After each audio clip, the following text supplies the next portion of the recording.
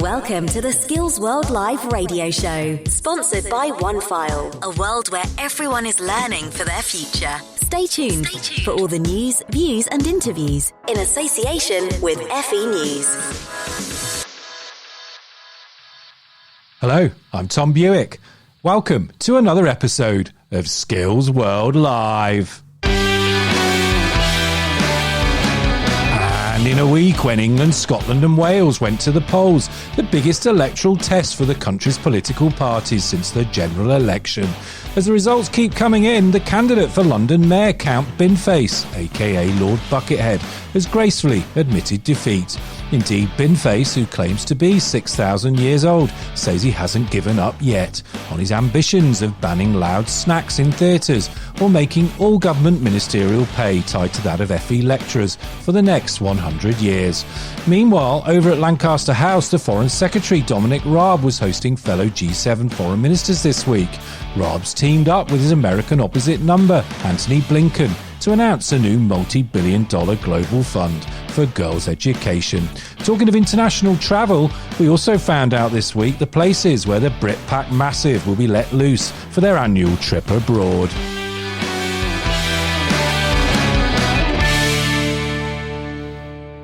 Yep, looks like in some selected sunny places, mainly the more biosecure sun-drenched islands, we'll be able to enjoy those familiar sights and foreign stereotypes once again. You know, the pre-pandemic era one about our Teutonic cousins and how they just love getting up especially early to requisition all the sunbeds. Or perhaps you've been missing the spectacle of those half-naked lobster-red English football louts tearing it up in places like Rome and Magaluf in Mallorca. Or is that Shagaluf? Anyway, if that's all that's on offer, you may as well stay locked down or even take that staycation in the comfort of your own home. You're listening to the Skills World Live radio show with Tom Bewick. On today's programme, we've got another super lineup of guests, people in the FE world who aren't afraid of speaking their minds or campaigning for a cause. After the news, I'll be interviewing the awarding body boss, David Gallagher, after he told the Times Ed recently that exams are discriminatory and unfair, for which he received public rebuke from the exams watchdog, Ofqual. In the chat segments this week, we're looking ahead to the skills bill that's being announced in the upcoming Queen's speech and state opening of Parliament next week. As I speak, the great leader, Gavin Williamson, and his ministerial team are putting the finishing touches to a new legislative programme which will aim to convert the, in quotes, really revolutionary, close quotes, Skills for Jobs white paper into practical, hard-nosed reality. Indeed, we'll be getting the more sober analysis and views of sector leaders later in the show. I'll be talking to a college leader and the independent training providers lobby outfit, AELP. I'm also including our friends over at the Institute for Fiscal Studies who, as you know, have called out quite a few of the government's spending choices in the post-16 sector. Stay tuned though, folks, for the closing segment, when I'll be catching up with the Black FE Leadership Group, their reaction to the conviction of Derek Chauvin for the first-degree murder of George Floyd last summer, and their plans for anti-racism over the next couple of years. But first, keeping this frequency clear, let's get your Zoomland feet tapping. Get down now to the funky beat with this 80s classic from Bomb the Bass.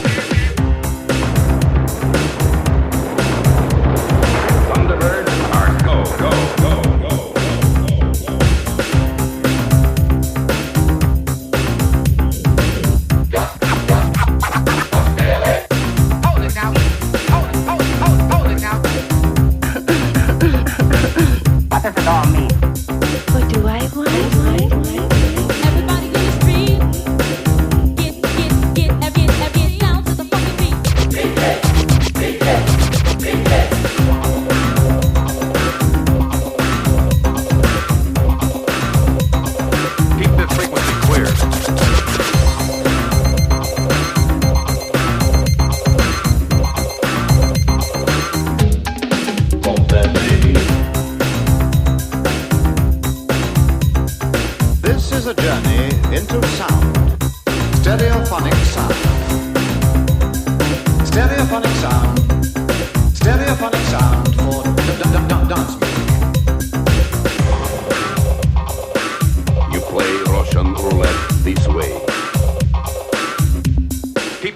frequency clear.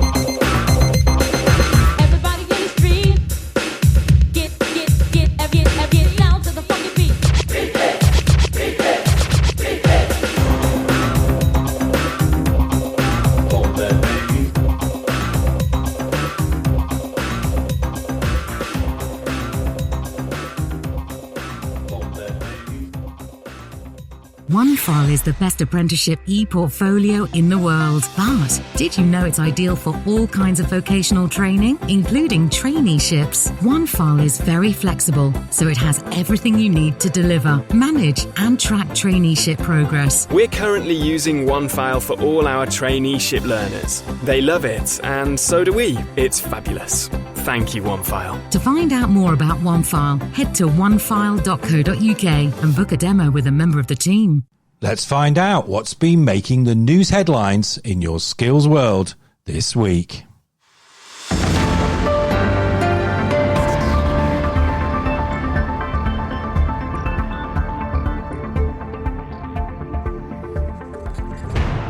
G7 foreign ministers committed to a global plan this week to help at least 40 million additional girls get access to a decent education. The 2-year support package for women in developing countries will see rich nations contribute about £10.8 billion to the fund, with the UK's contribution being around £400 million this year.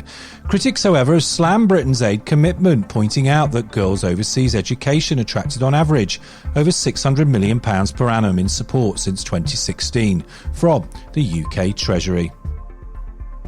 In other news, the exams watchdog Ofqual announced this week its arrangement for the autumn series of academic qualifications and certain vocational awards. Students in England that are unhappy with their teacher-assessed grades this summer will be able to retake their GCSEs, A-levels and certain vocational technical qualifications. And finally, a report out this week from the British Chambers of Commerce is calling for a root and branch reform of the UK's training system to help boost productivity. The report, in partnership with the jobs website Indeed, points to the 50% decline of public spending on adult education since 2010, the collapse in business investment in workforce skills since 2014, and makes 5 key recommendations to policymakers. One of them is the call for more place-based skills solutions, giving local employers a stronger say over FE courses. Contact us at Skills World Live. We want to hear from you. Email skillsworld@fenews.co.uk. Follow us on Twitter at Skills World Live, at Tom Bewick. Use the hashtag Skills World Live. Call us on 02032 900 111. That's 02032 900 111.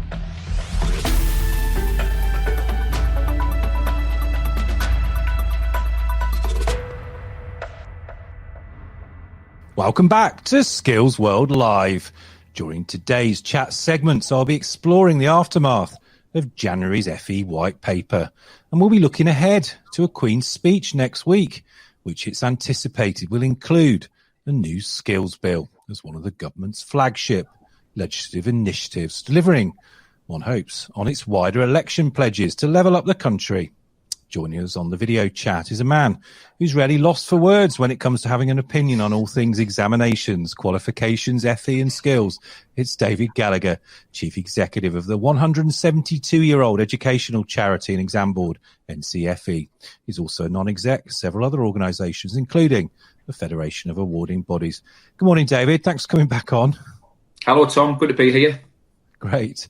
Now, look, I wanted to start with your recent comments to the Times Ed and your view that exams are inherently unfair with, and I quote, 2/3 succeed because 1/3 fails. Are you saying then that there should be no place for exams in today's education system? No, not at all, Tom. I'm definitely not saying that. What I am challenging is this notion that exams are fair and are not there to discriminate. The very purpose of an exam is to discriminate. You know, that it's a scary word, I think, sometimes to use the word discrimination, but the whole purpose of an exam is to discriminate, and sometimes that's entirely appropriate. But my point is really about we could and should do better. And this, I suppose, suggestion that, as I say, things are fair, I think is fundamentally flawed. And I tend to articulate this. I use a thought experiment, and I think this helps to make sense of where I come from on this. So, you know, if you imagine I've got a twin brother, you know, we were born identical. We have identical life experiences. We have identical educational experiences, and they are literally completely, totally and utterly identical. But there's just two key differences. My twin brother just happens to cope better under stress. And, you know, it's 5-10% better than I do under pressure and stress, and maybe has a 5 to 10% better short-term memory recall. Who's going to do better in an exam situation? You know, in a traditional sit down in a gym, you know, in a school or college gym, and sit and do a written exam. Who's going to fare better? Well, of course, it's going to be my twin brother. So it's not fair. You know, it might be appropriate in some instances, but it's not necessarily fair. And I think that as we have looked at our exam system across broader society for probably the first time in a long time, actually, because of last year and cancellations, we've got to thinking more deeply about it. Do you know, are we fair from a neurodiversity perspective? Are we fair even in, you know, the protected characteristics, which are hugely important? So I think we've just got to rethink what it means to be fair, inclusive in our exam system. Because as you say there, with that metaphor, all things being equal, then things like exams could be or would be totally fair. I mean, for example, we sort of accept, don't we, when we watch the Olympics and the athletics, I don't know, the 100 meters, we sort of accept that the people that are there at the starting line have got there through a combination of their God-given talents, hard work, and indeed merit. But the point is they all start on the same line as they set off on the race to win the 100 meters. But it seems to me what you're saying is, and you're using that example of twins, you know, who for all intents and purposes are exactly the same at birth, a whole range of other social, cultural, economic factors get in the way of making this examination system, as it's currently constituted in England, a fair one. Is that a fair summation of what you're saying? Yeah, but I think that's part of it, Tom. But I mean, if you take the thought experiment to the extreme to sort of illustrate the point, so what I'm saying in the thought experiment is actually, no, these two individuals have got absolutely 100% identical experiences. They've just got two slightly different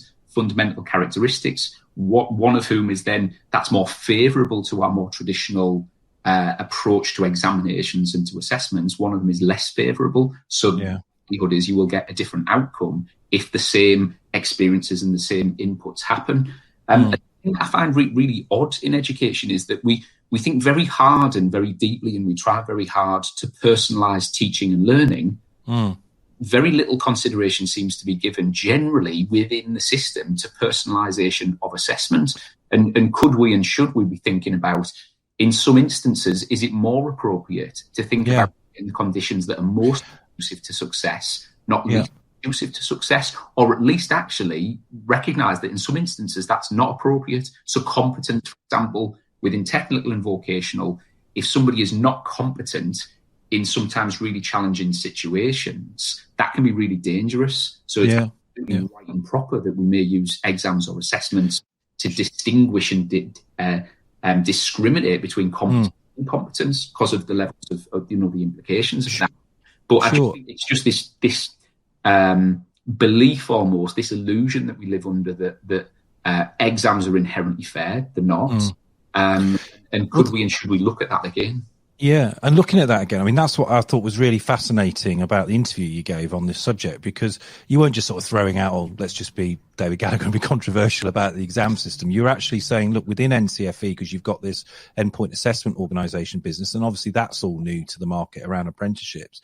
You were saying that, you know, there was a real data-rich feedback mechanism as part of that whole assessment process that was actually helping you and your colleagues really understand, get into the mindset of the teachers, the trainers, you know, the apprentices themselves, what made a distinction, what made a merit, what made a pass. And, you know, I think you were saying in that interview about how we just need to get better perhaps at those feedback mechanisms to improve performance that way.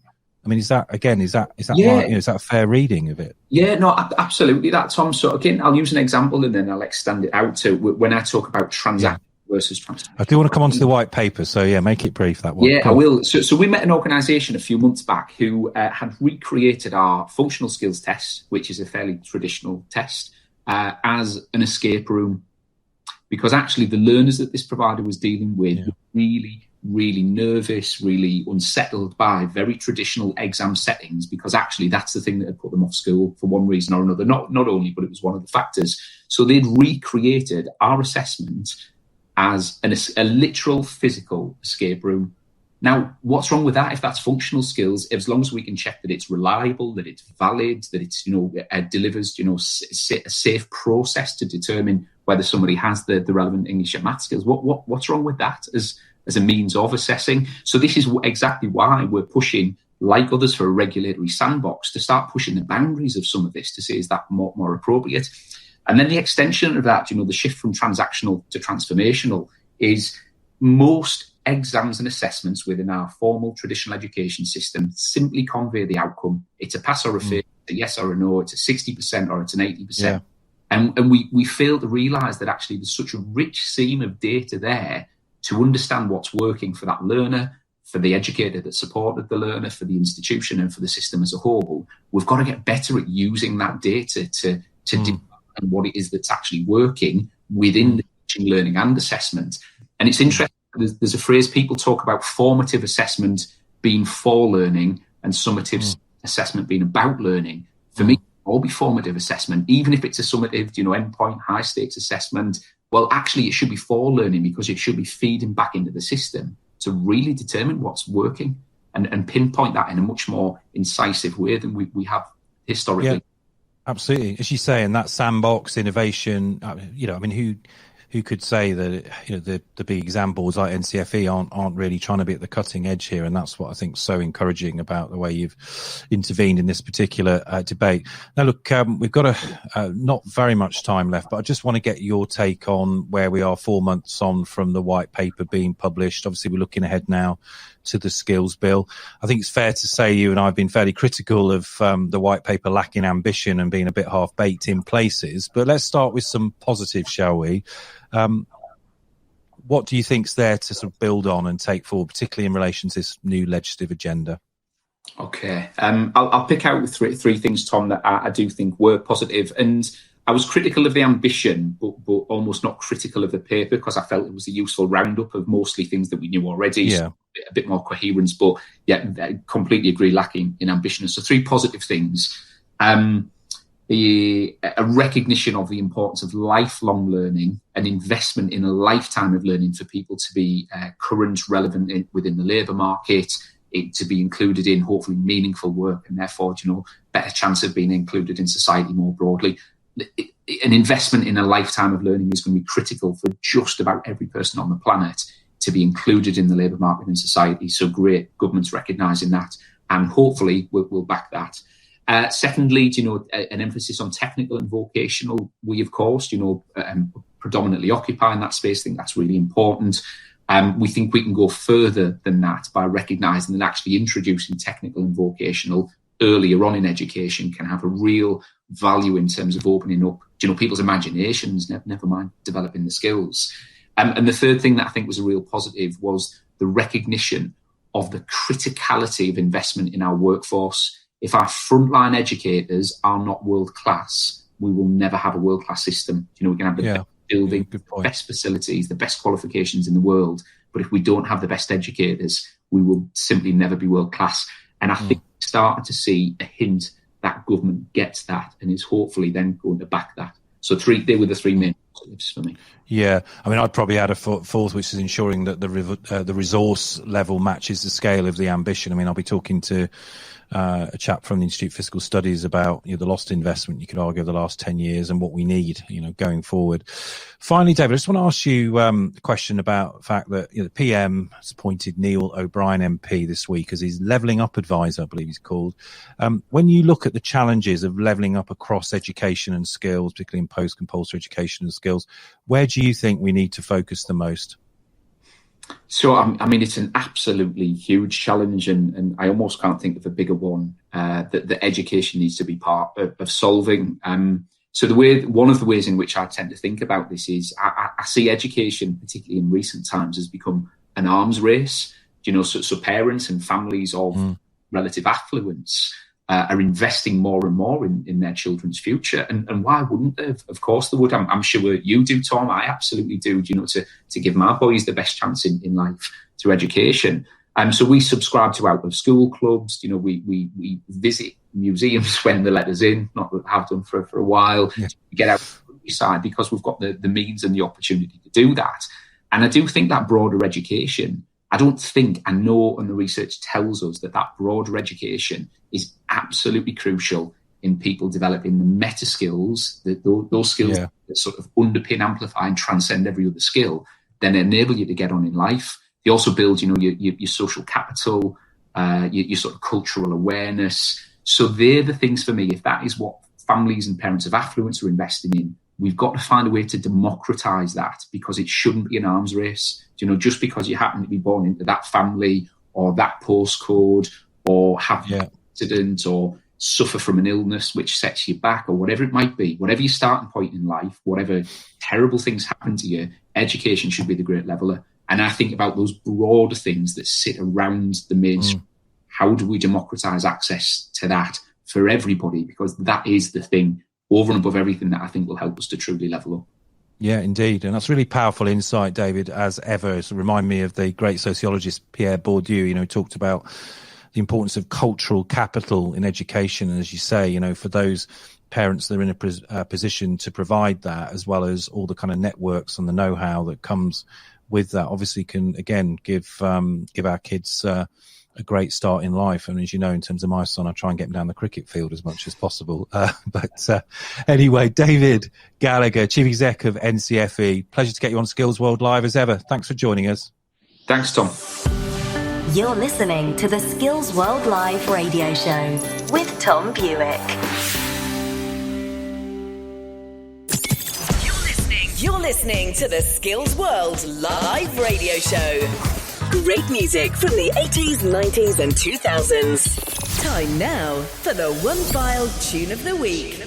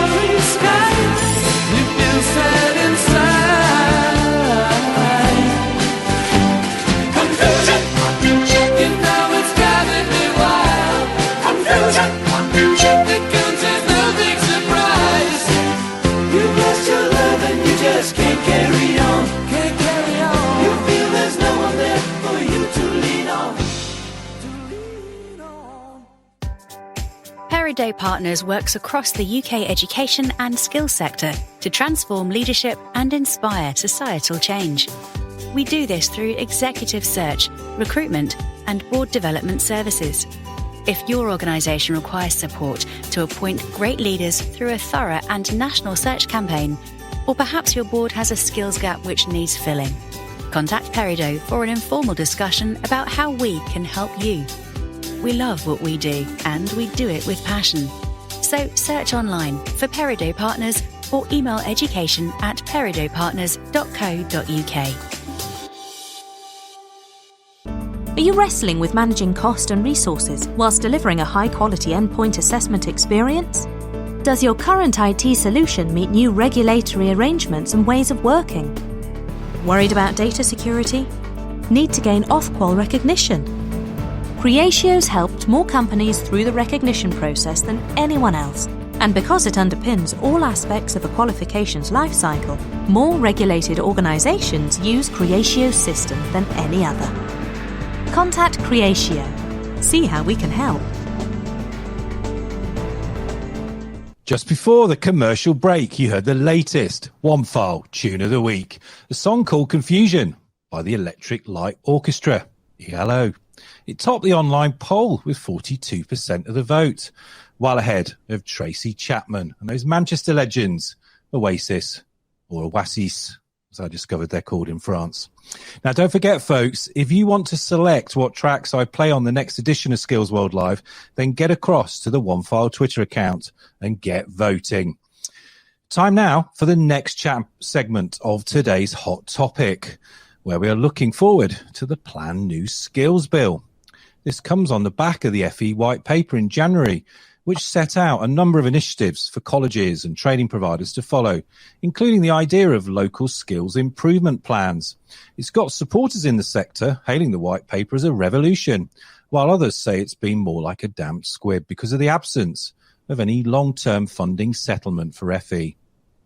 Here with me now to help decode some of all this stuff is Simon Ashworth, Chief Policy Officer at the Association of Employment and Learning Providers.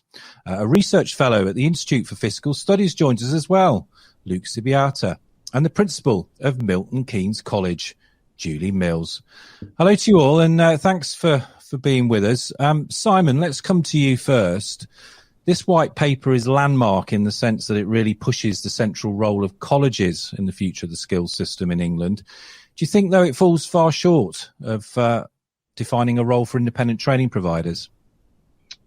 Hi, Tom. I think that's a really interesting question to kind of start with. I probably have a different view, I'd say. I mean, I think employers are very much at the heart of the white paper, but there's certainly, the fact that we've actually got a whole section in the white paper around independent providers shows that we've come quite a long way from where we've been over the last few years. But certainly, I think there's a role for a range of providers, but certainly we'll get onto the skills bill. I think there'll be a lot of emphasis on colleges around sort of accountability, intervention, and the ultimate powers from the Secretary of State to mandate what provision supports from those local communities. Yeah, I'll talk to Julie about that in a few moments. I mean, just on your point about employers being at the heart of, in the driving seat, or being at the centre of this white paper, I mean, hasn't that been the case for every white paper really over the last 40 years? Well, I think it's interesting that the rhetoric, isn't it? We moved from the apprenticeship reforms with employees in the driving seat to employees at the heart, and that's quite a subtle difference and change, really. I think we certainly had some teething problems, didn't we, with on the apprenticeship space with employers leading the way and having to backfill with the role of providers and endpoint assessment organisations. I think certainly having employers at the heart is a good thing in terms of the white paper, and recognising all the different organisations in the ecosystem that play a role, awarding bodies, providers, training providers, colleges, HEIs. There's a wide range of providers who all add value in different ways. Yeah, key word there, actually, skills ecosystem. I'm not sure whether that appears or not in the white paper, but I think it's important for those of us that work in the sector. Luke, the Institute for Fiscal Studies is an independent and very well respected think tank. It's analysed FE funding going back decades, and it concluded that FE is over £1 billion short on where it was in 2010. Employers, of course, now pay, large employers anyway, pay the £2.5 billion apprenticeship levy, not the general taxpayer.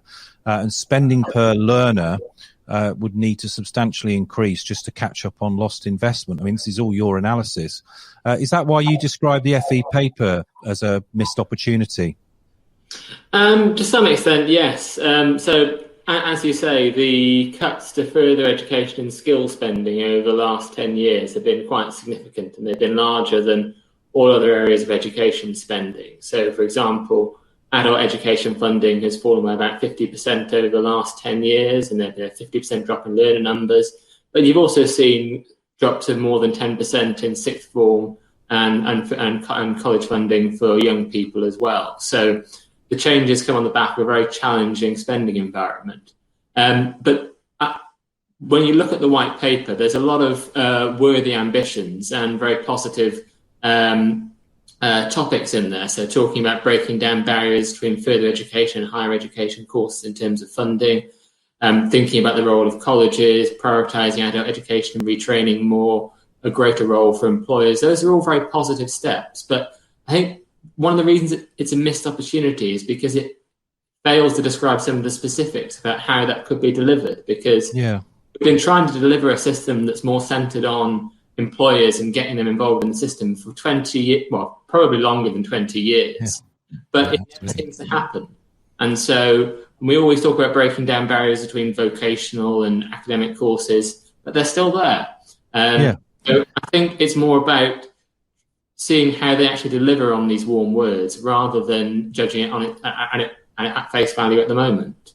Yeah. I mean, as you say, putting employers at the centre of the system, there's nothing particularly new about that, although, and I'll come on shortly to talk some more about this, I mean, there is this sort of idea of, and perhaps this will make it in onto the statute book as well, but this idea of giving chambers of commerce and employers a lot more purchase, as it were, over what goes on locally.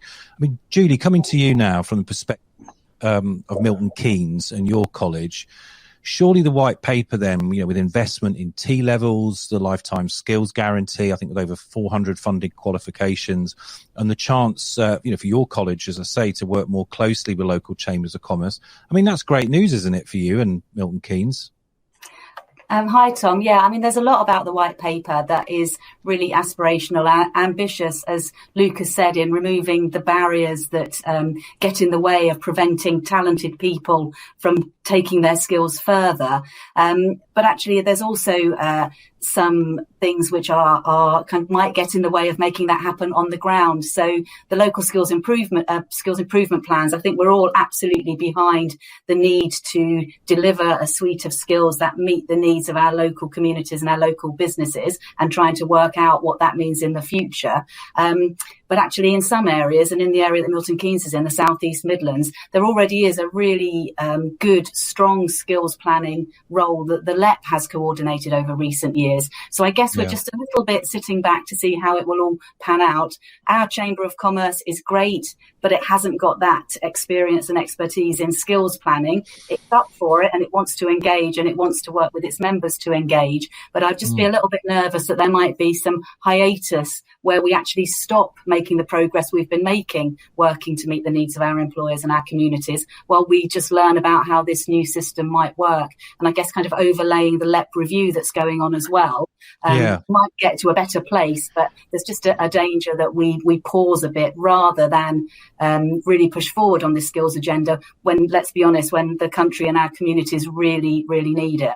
Yeah, I mean, one of the big ideas that Gavin Williamson has been touting around really from the start of this whole exercise of the white paper is this notion of England surpassing Germany by, I think the year is 2029, and becoming a world leading system for vocational and technical education. And obviously, like a lot of commentators here and politicians, they look to Germany, they look at the chambers of commerce, and they say, oh, well, we'd like a bit of that. But I think, as you've just rightly referenced there, I mean, there's a point where the parallels with Germany completely break down, don't they? Because in your local area, your chamber might not be as well resourced as other chambers. And of course, there isn't this mandate like there is in Germany, where, of course, in German, I think it translates into English as the Parliament of Business People.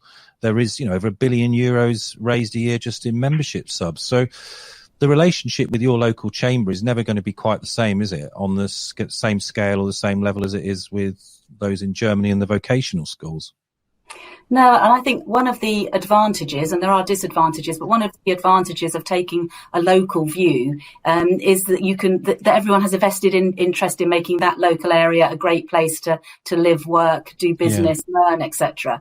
But the nature of the partnerships that are going to have most impact in any one particular geography will be different. And I think in terms of employer engaged and meeting employer needs, I mean, Simon, I'm sure will say that the independent learning providers wouldn't survive if they didn't meet the needs of the employers that they're working with. So and colleges are in a similar position. So we're all doing these things. What I would hope we get is something where actually the system is less complicated but more flexible. And that's always a challenge for public accountability, isn't it? Because sure, it is. You've got to track where it goes. All right, well, let's talk about that now from the point of view of focusing on the skills bill, which, of course, is part of the government's legislative programme. We've got a Queen's speech coming up next week where it's anticipated the skills bill will appear alongside lots of other government bills.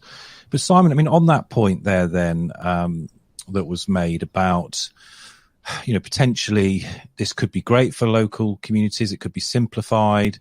There could be a role, obviously, for colleges working with independent training providers. That's been the case for many years. But equally, this could be a bit of a power grab, couldn't it, by the Secretary of State and the Department for Education, which is all about, frankly, telling colleges and ITPs what to do. Well, I think the Secretary of State, one of his objectives is to ensure better collaboration, across the FE community.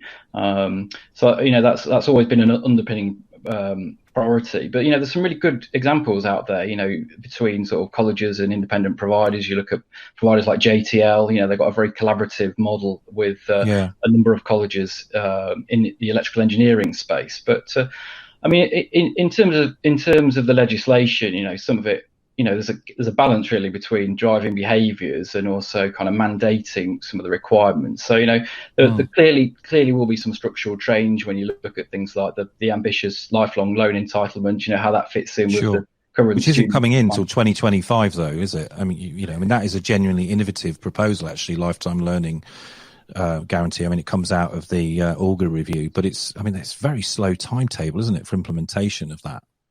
Well, our understanding is there'll be some pilots that precede this, but it's a complicated space when you look at potential sort of credit transfer and portability of qualifications and regulation in that landscape. But for me, that's probably one of the revolutionary parts of the white paper, if that's right. But certainly expect to see something in that in the skills bill around how that fits in with the student finance system. But I think we're quite comfortable that the government, certainly around the skills plans, will be encouraging providers to pay due regards to, rather than mandating them to follow those. But I think one of the things we'd like to see in the white paper is a bit of a focus on learners. We talked about employers at the heart of the system, and protection for learners in the system, how they move between employers, how their learning is protected. We've seen some instances of learners becoming displaced, in lots of different provisions. So certainly something on protecting learners, encouraging behaviours,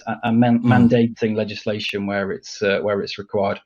Okay, well, let's give the final word then to Luke. I mean, looking ahead then at the skills bill, the fact we haven't had a comprehensive spending review settlement yet for the next 3 years. I mean, in the end, as you say, Luke, it is all warm words, isn't it? Unless it's followed up with real action around the resource base that FE will need, not just potentially to catch up on that £1.4 billion where it's been shortchanged per annum since 2010, but actually to really power ahead with some of these other big ideas like the lifetime loan entitlement. Well, absolutely. So some of the ideas in the white paper are potentially revolutionary. Though it should be said, FE and skills generally has a revolution about every 3 or 4 years, and then it has 3 or 4 years later. So I have to wait to see whether this system beds in for long term. But the crucial determinant about whether it'll be successful or not will be whether it's fully funded and designed properly. And there are some crucial elements of the system that we don't know about yet that I'm hoping will be in the skills bill. So, for example, how these higher technical courses are going to be defined and set. We know that they will exist and get parity of funding with higher education courses, but we don't yet know how they're going to be defined and what's going to happen to current technical qualifications that don't meet those standards. Will they just be not funded anymore? Will they just suddenly become devalued?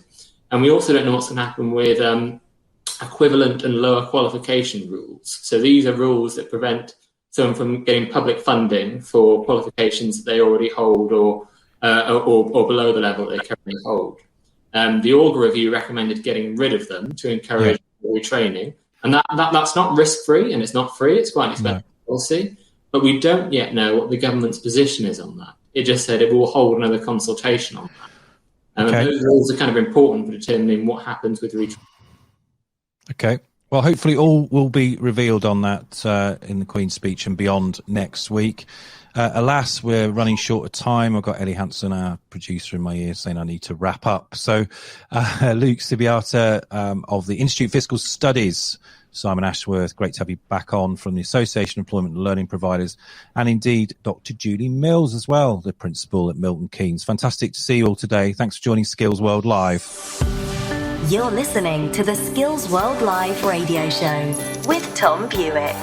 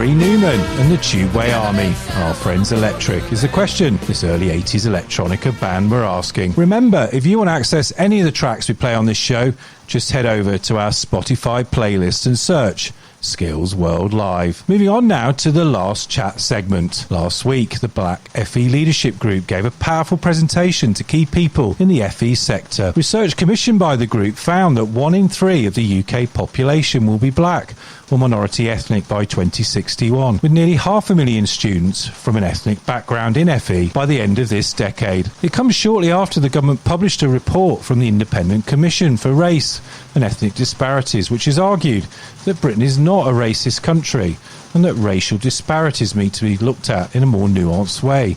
alongside the outcomes and disparities of other social groups. I'm delighted that two founder members of the Black FE Leadership Group can now join us. Robin Landman, who joins us down the line, is co-founder, executive member of the group, as is Stella Mbubaegbu. Hello to you both. Thanks for coming on the programme. Hello, Tom. Thanks for having us. Stella, let's come to you. When you look at the recent guilty verdict of the murder of George Floyd, a former police officer, and I think it's worth emphasising that he was convicted of murder, first degree and second degree, and not manslaughter. Do you think that justice being done and also being seen to be done will turn out to be a landmark moment in American history when it comes to improving race relations? The verdict was a landmark one. Whether or not it will change race relations is another matter. I think black people in America have been on this journey for a long time, but this time justice was served. It was a very, very public murder. The whole world saw it. We lived with it for months, and it was the right verdict. As I said, it's been a long time coming. Yeah. And I think that black people have sort of become used to not seeing justice.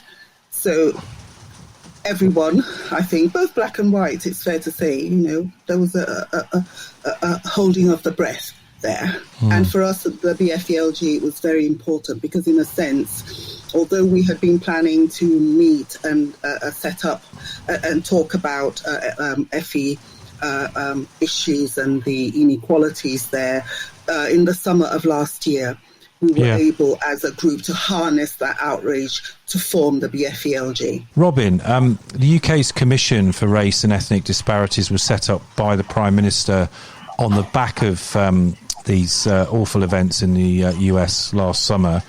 And of course, there's concern, and has been for many years, about racial disparities here. 9 out of the 10 commissioners appointed to that independent commission would describe themselves as black British or from some other minority ethnic group.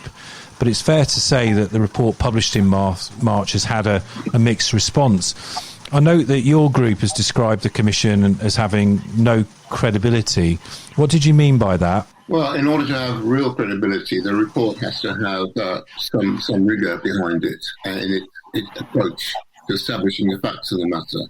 And it appeared to us, Tom, from very early readings, that the Commission has set out on a journey to verify a conclusion that I had written down beforehand, almost, because the almost universal program poured on that report, to me, demonstrates that it was not rigorous. It didn't have academic strength behind it, and it actually it cherry-picked the evidence, and it wanted to forefront. And one of the things that we said in our press release was that we tried to give evidence to the Commission. Yeah. We didn't get the courtesy of a response. I mean, I haven't read the whole page from front cover to back cover. I mean, I've read the summary, I've read the introduction, I've certainly read the chapter on disparities around education. And, I think there's a lot of helpful data in there, whether it's the whole picture and, as you say, whether it's being cherry-picked or not. I think some of the challenge around that particular commission, when others have looked into the backgrounds of the individuals on it, is it looks like it was sort of handpicked by one of the Prime Minister's advisors, and I think that's been problematic, hasn't it, for the, as you say, for the credibility. But one of the phrases that really stuck out for me from, I think it was in the chairman's forward, so Tony Sewell's forward, where he says the use of the term institutional racism to be applied, or should only be applied when deep-seated racism can be proven on a systematic level, and should not be used as a general catch-all phrase for any microaggressions, witting or unwitting. Do you agree with that sentiment then? No, I don't. And I don't think the Black FE Leadership Group does either, because the strength of the report that you referenced at the beginning of your intro was basically that we have established a very strong evidence base. It's been seen as being credible and hard-hitting. Nobody's actually tried to gainsay what we've been offering. So there is clear evidence for us that there is systemic racism in the UK, and a better approach for the government and the Commission would have been to take it on the chin and find ways to offset those disparities so that we can have a more prosperous and successful economy. Yeah. Stella, what's your sort of reflections then on the report? And in particular, this sort of recommendation or this view in there that even the word BAME, Black and Minority Ethnic, this acronym, I think in their view should be discontinued or not used because in their view it's not helpful. Again, do you agree with that? Well, I do agree with that. I'm sad to say that I find something there that I can agree with, right, and we can agree with, because black, the BAME really doesn't mean anything at all. You have a mixture there of black, and then you've got African, which is you've got a continent, and then you've got a minority ethnic, which is not a good term at all. So it's a mishmash of lumping up of people together, really, that doesn't make much sense. You look at me and you say she's black. I am actually not. That's not the colour. So it doesn't mean it's not a useful term. Yeah, okay. Well, as you say, maybe there is some agreement, a slither of agreement in an otherwise quite controversial report. Looking ahead, though, and as you say, the Black FE Leadership Group has been established. I mean, you've done a tremendous amount of work in a very short space of time. I think everybody in the sector really recognises that. I think the quality of the data and the resources that you've already been sharing with stakeholders and the people across the sector, again, has been very much welcomed. And I know there are lots of organisations that want to continue to engage in this debate in a meaningful way, because I think one of the big wake-up calls of the last 12 months, is, yes, there's a time for talk, there's a time for analysis, but people want to see meaningful change. I certainly do, and I know a lot of my colleagues in the FE sector. So what specifically then, in terms of the next couple of years, is your group focusing on? Robin, perhaps you want to answer this question, and I'll come up on to Stella as well. But where's the focus? I mean, you've already issued the 10-point plan. You've got further works in the pipeline. Where do you want to see the focus over the next couple of years, Robin? Well, as you know, Tom, we're a solutions-focused organisation. We've established the bedrock of our data so that we and the sector know where we're starting from. What we want to do now is focus on the solutions. And one of the big points of pride for us is the successful launch of our 10-point plan diagnostic toolkit, which has been really warmly welcomed by the sector and is now being rolled out to our affiliation model to a number of colleges. I think it's fair to say we were inundated with requests for further information about the plan after our conference, and that's what's keeping us busy at the moment. Final word to you then, Stella. In terms of next couple of years then, where would you want to see the focus? Well, our focus really is encapsulated in the title of our conference, which is making the most of an ethnically diverse Britain, the role of further education. We are very much, as Robin said, solutions focused. We really want to harness that diversity. We've got the growth in the black population, and I hasten to add there, Tom, because you asked me about the BAME, that we use black as an inclusive term to refer to all those to people who have a lived experience of who have a shared lived experience of racism. So it's getting people together, working with white colleagues, with allies, creating those coalitions to understand what exactly is going on in our country for the good of our country, so that we can achieve our economic and social ambitions. That's really for us at the heart of what we're doing, to put anti-racism at the heart of colleges, organisations such as awarding bodies, the entire system, the DFE, to understand and look further what is actually lying underneath. It's now we've proven that there is systemic racism through the data, we also now need the qualitative data, the stories, to have those conversations, Tom, that people really do find difficult, to sit together, allies, black and white, and have a conversation and say, what can we do to look at using the black lens, which is what we bring, the black expert lens, the perspectives, the experience we have as educationalists, to share and have those open conversations with colleagues and to act. There must be action. As you say, difficult conversations, but absolutely conversations that do have to be had, and the Black FE Leadership Group is certainly there, engaging, having those conversations across the whole of the FE sector. Let's hope over the coming months and years we turn those conversations also into defined action as well. I'm really grateful to you both for taking the time, coming on Skills World Live. Stella Mbubaegbu and Robin Landman from the Black FE Leadership Group. Thanks for coming on Skills World Live. You're listening to the Skills World Live radio show with Tom Bewick.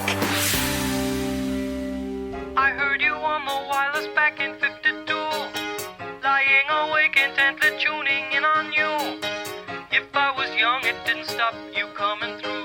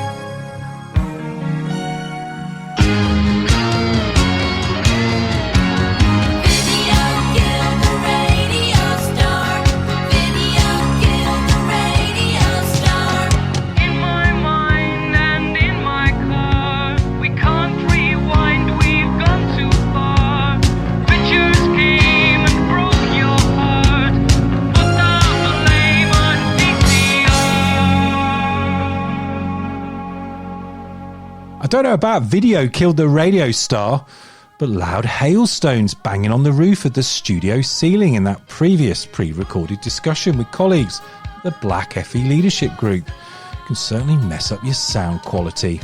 So apologies if listening to that interview was a little taxing at times. I'll try and check the weather forecast next time. That's it, folks, for Season 3, Episode 7 of Skills World Live. Do make sure you tell your friends about the programme. We're regularly getting thousands of listens, likes and downloads. And on some days, social media clips are even going viral. Who said the world of FE wasn't interesting? Join us next week. We've got some old favourites back on the programme, and we'll be asking the question, why is it important to have diversity in apprenticeships? In the meantime, do continue to enjoy the chilly weather. Goodbye. Remember to subscribe to Skills World Live at fenews.co.uk or just download the show from any one of your favourite podcasting sites, including iTunes, Spotify and Spreaker. Your world, Skills World.